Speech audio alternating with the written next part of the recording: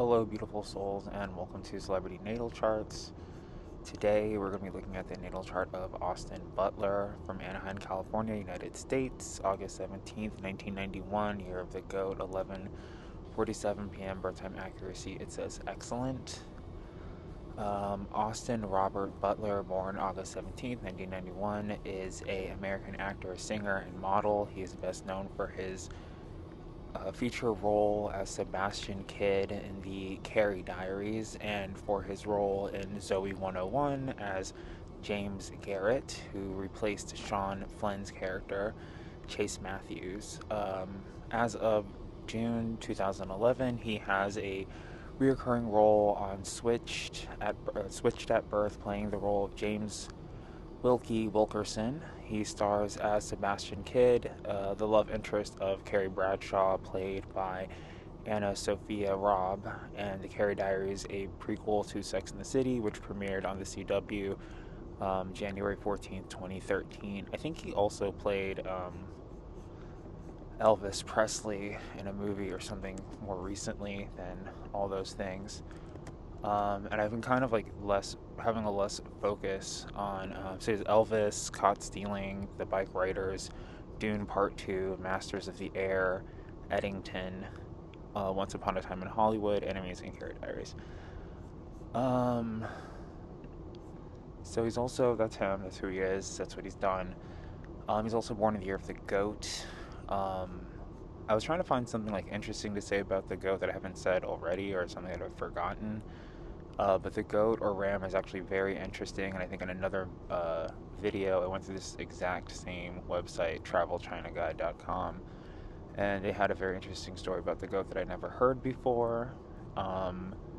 Basically, the sheep goat is among the animals that people like the most. It is docile, mellow, and timid, and while a cute creature, often reminds people of beautiful things.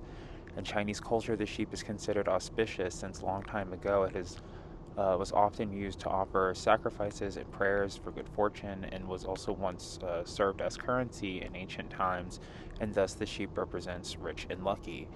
But it's also this story about the sheep or goat not participating in any type of like race with the Jade Emperor, and it's just like something like the sheep got like the 5 holy grains from the gods or something, and he cured humanity with the power of like millet and rice. And so when they were putting together the calendar, they were just like, oh yeah, obviously sheep, because he like saved us from dying. So there's a lot of like honorary animals in the Chinese zodiac, but that is who he is. He's super awesome. He's Elvis. He has a Taurus first house, which Taurus and Leo sort of seem like incompatible energy, as like Taurus doesn't seem to be super ostentatious, and Leo's like for people to look at them. So maybe that could just be like a balanced thing. But it says here, in the way that I read charts, first house Taurus, that he gets a lot of his self-esteem from being agricultural or rustic. Um, he he sort of has like kind of like he's playing Elvis, so I don't know if he's like actually from the South or anything, but has someone like a bucolic or I don't know, rooster energy about him, roosters and cows and farms, rural, you might call it.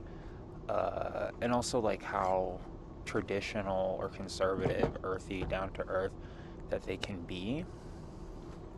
And it also like has a connection to his father's side of the family. So his father might be like a bunch of country mice, while his mother's side of the family might be more urban. And then in his second house, he has a Gemini, meaning that his cash cow, or the way that he makes money the best, is from Gemini energies, which is like talking, speaking, singing, acting, as he is an actor. So that's sort of like his wheelhouse, or cash cow, as I said. He has a third house in Cancer, which talks about like his communication style, his manifestation style. He's probably very like lovey-dovey and nurturing and maternal, as like a lot of his like starter roles are him being like the love interest of people on television. He also has Chiron in his third house, I want to say, in the sign of Cancer. Maybe I'm wrong. I guess I'm wrong. Chiron actually in his fourth house of Leo. Okay, so Leo, the third house and the fourth house also talks about like the environment that they grew up in. So Cancer third house talks about like a loving, maternal, nurturing environment. Fourth house in Leo talks about being around a lot of like famous people, palm trees, California, Florida, Spain, wherever there may be palm trees. But he also has Chiron there, which says that I think a lot of these people have Chiron in the same positionings, like Aries, where they need anger management, Taurus, where they might need like financial management. But for him, it's like he has an easy way to like make people famous. I guess like you're seen with Austin Butler somewhere. It makes probably gives you a lot of popularity versus like not other people being able to have that effect for him or not being able to use that for himself very well. If that makes sense, like if he dates the barista at Starbucks, he's like, oh my god, this barista at Starbucks is dating Austin Butler. She's famous now. Uh, his sun in Leo, meaning at his soul, at his core, he is a Leo. He's a famous person with an amazing wig. Um, and he also has a Jupiter in Leo, so he's like very lucky for his fame and the attention that he gets. And also Mercury, meaning he sounds like a Leo. He might roar like a lion from time to time. What does that say? Mercury. Oh, actually, Mercury and Virgo. My bad. Just a bunch of mistakes today. So we got Leo, the Sun, and Jupiter all, Chiron, the Sun, and Jupiter all in the sign of Leo together, meaning that Leo energies are like his wounded healing energies. So something that he's good at helping other people with, but he can't really help for himself. At his soul and his core, he's an attention-seeking sycophant, and he's very lucky to be that sign. And then whenever the sun is in other fire signs throughout the year, so like Aries and Sagittarius are lucky times of the year for him. But he has a fifth house in Virgo. The fifth house is what I call the house of like challenges and obstacles. And as I was saying, like in Amy Poehler's chart, perhaps with the Mercury in Virgo in the fifth house, maybe speaking or public speaking might have been difficult for him at one point or another, and then was healed by getting into TV and acting. He also has Mars and Venus in Virgo as well. Double checking because I've been like super wrong. Yeah, Mars and Venus in Virgo as well. So it means he acts like a Virgo, he attracts like a Virgo. What does that mean? It means to be like somewhat like persistent, studious, having done a lot of research. Um, is attracted to Virgos, people who are virtuous, pious, conservative, consistent, and persistent. Also, Venus in Virgo does talk about like not being able to pick good romantic partners for yourself, and usually need some type of like wingman or matchmaker or something to help you out. But how does he get over that? Being persistent, consistent, and annoying. I mean, it's sort of like also like serialization, like being on a sitcom or television show, where somebody might find the persistence of like Sarah Jessica Parker and Carrie Bradshaw just spanning like the CW and HBO and whatever new broadcasting systems is on now as being annoying, but I think she's okay. As with the powers of Libra. So maybe he wants to escape singing, acting, and the world of dancing and being on Dancing with the Stars, and how he would do that is probably with marrying somebody either sturdy and dependable or very wealthy to help heal him from that or get him into some new line of work or job. And like just to reflect on his made-up life that is on television, it would seem, the early 2010s that his acting career consisted of him being like a love interest or romantic partner at work with his coworkers on screen.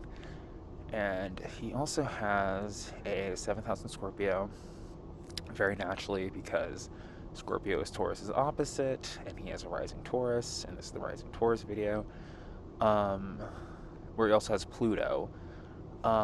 So Pluto, Scorpio, people like to taptoe, dance around it, but it's like the Grim Reaper sign, it's death, it's Hades. Not necessarily like Satan per se, but it is like the, Grim Reaper. And so it's like, what is to say that like some partnership that he might get into might be his, the the way that he meets his maker. And it could be something that he's attracting. He could be a little bit goth, a little bit, or have like some ideations that aren't great, or future prophecies about where the trajectory of his career and where that's going. Because the eighth house in Sagittarius, whether he also has his moon in Sagittarius as well, so there might be something about him where maybe he'll do a crocodile hunter movie, or he wants to be a crocodile hunter of some sort, which does not seem very life affirming. The seventh house in Scorpio. But also, so the moon in Sagittarius talks about like his go-to emotion or emotional attack, or if he feels attacked, that he wants to either tout his education or his travel experiences, or if you broke up with him, maybe he would like go travel somewhere to try to heal himself, somewhere far and distant, or wants to. So if he couldn't, if he didn't have like financial means to, it's like, oh, this person hurt my feelings, I want to go to Mexico. 7, 8. And then Mr. Butler, Mr. Robert Butler, he has a ninth house in Capricorn, so he does business good. He is good at business. Learns a lot about business, knows about like foreign business, and probably knows the difference currency exchange rates in different countries. It has Neptune and Uranus also in Capricorn, meaning that some type of Capricorn or some business, maybe like the movie industry, television, whatever, CW, has caused a lot of boundlessness and illusions in his career, helped him projected illusions across the world, which is great for him. I did like the Carrie Diaries at one point. I think it was on Netflix, but it wasn't life changing, I don't think. I wouldn't know. I guess I watched it, and who knows what happened if I didn't. But then also Capricorn probably friends a lot of Capricorns. Maybe doesn't have to be so sad or worried about the trajectory of his career because of certain business dealings he might have made. And then, super cool enough, he has his 10th house in Aquarius. So, 10th house in Aquarius also with Saturn. Maybe there'll be like a Bon Jovi moment where he makes some song about like world peace or something, or saving the whales. It is sort of his destiny to be looked at as someone as like a philanthropist or some type of like charity guy. Maybe he'll get a show with Seth MacFarlane called Charity Guy instead of Family Guy. So something like that. I see like a lot of things about like maybe I'm just trying to push my foot forward as a casting director, and I'm like, okay, I see like the something to do with the crocodile hunter in here, and like Oprah charities, like I don't know, something like that. But he's gonna be very, very famous for it, for whatever philanthropic things that he accomplishes. And if I was reading his chart like back in 2011 or something, there wouldn't be this connection to Elvis and other movies that he's done. So I guess there's a lot of things going on in his life that are like yet to be seen in the future. He has an 11th house in Pisces, meaning that Pisces, spiritual people, maybe from doing the Elvis movie, maybe a lot of like gospel fans or rock and roll fans or old people are fans of him or friends of his and like him. That's actually where I'm starting to see more things about the 11th house. I think it was like because I was like looking at the 11th house, and like it's like, okay, so the 12th house are people who make you miserable, whereas the 11th house, I think people who are like maybe your fans. And as a Pisces, I like Taurus energy, so I could see that very easily. But friends with a lot of sad people, old sad people, they love him. He might not love them back, as it is still Pisces. And then his 12th house, thank God we are here in the 12th house. He has Aries, so he's probably like a real chill guy. And I think anybody that brings like a lot of like static or anger or oppression or aggression, organization, cleaning or bigotry into his life might be make him miserable. Maybe it's like a thing like he's famous, he's a celebrity, he shouldn't have to like clean up his own plate or something. That makes him angry. Also, I guess like angry, bigoted people also cause him to be miserable because it's like, I guess people aren't going to the movies as much when there's war, or maybe there is. I don't know. Maybe people aren't watching Elvis movies, while there's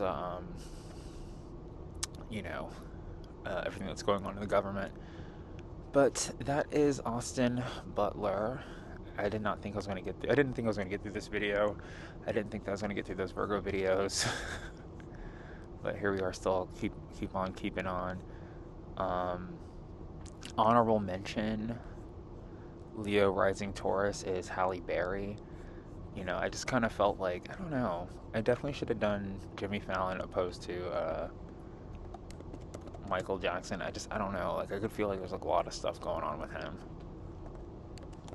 but it doesn't really work into like the energy of like, oh, send this to your friend and let them know like how cool they are. Like, you're a Virgo rising Pisces. You're just like Michael Jackson.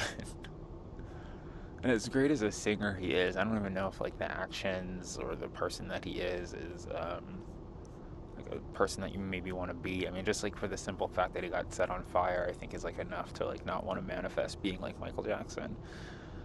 But I don't know. Halle Berry's also a Leo rising Taurus. She's pretty awesome. Maybe I'll do her chart one day. He's a goat, which goats are the goat. So the whole like modern interpretation of the goat being like the greatest of all time. I think it also translates back to like ancient China, where they were like, goat is so great, goat's rice is so nice. Put him in the calendar, no brainer. I'm sort of just trying to make this video not 16 minutes because I don't like the number 16. Oh, let's look at his birthday. Really just filling air because I'm scared of numbers. He is born August 17th, 17, much better than the number 16. 17 is the number of the star. It's like an Aquarian number. It means like 15 minutes of fame. Hopefully his fame lasts more than 15 minutes. But it's like fame, attention. It's a really good birthday to have in juxtaposition to being a Leo with a rising Taurus. So it's like he'll be famous, he'll have money, will also be good to look at. He's not going to be like a random attack at Billy Crystal. He's not going to be like a Billy Crystal. We're just going to be looking at his like droopy dog face and pretending like we enjoy it in a movie. I don't know why. Random hate towards Billy Crystal.